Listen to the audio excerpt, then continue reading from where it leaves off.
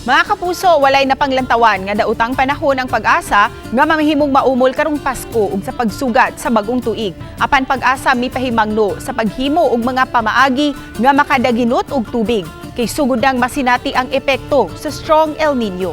Atong sayran sa report ni Luan May Rondina.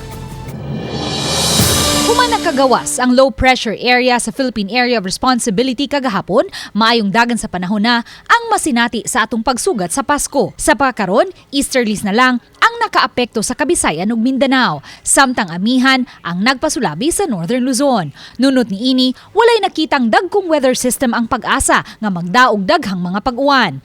Gani, sa nakalabayng 20 ka adlaw ni ining buwan sa Disyembre, 66.5 mm pa lang sa uwan ang nabubo dinhi sa Sugbo, kon 38.7% sa normal rainfall amount karong buwana. Matud sa pag-asa, kung walay mga localized thunderstorms nga masinati sa musunod nga mga adlaw, posibleng mas menos sa naandang gidaghanon sa uwan sa Disyembre ang masinati sa Sugbo ug sa mga silingang probinsya sa Central Visayas. This January natay prediction sa Central Visayas o sa Cebu na below normal.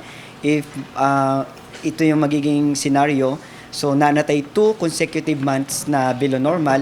So by the end of January, mahugna ang Cebu or central part of Visayas sa gitawag nato na dry condition. Ug kun magpadayon ang pagmeno sa uwan sa buwan sa Pebrero, aduna na yung mga probinsya sa Central Visayas ang makasinati og dry spell. Samtang sa pagtapos sa buwan sa Marso, ubay-ubay na sa mga dapit sa Kabisayan ang makasinati og drought.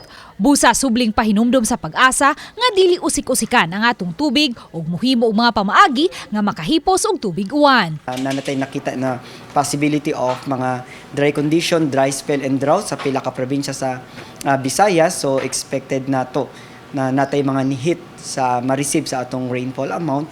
So if naay uwan, so practice nato ang rainwater harvesting and maximize usage of water. Uban ni Marlon Melgazo, Luan May Rondina,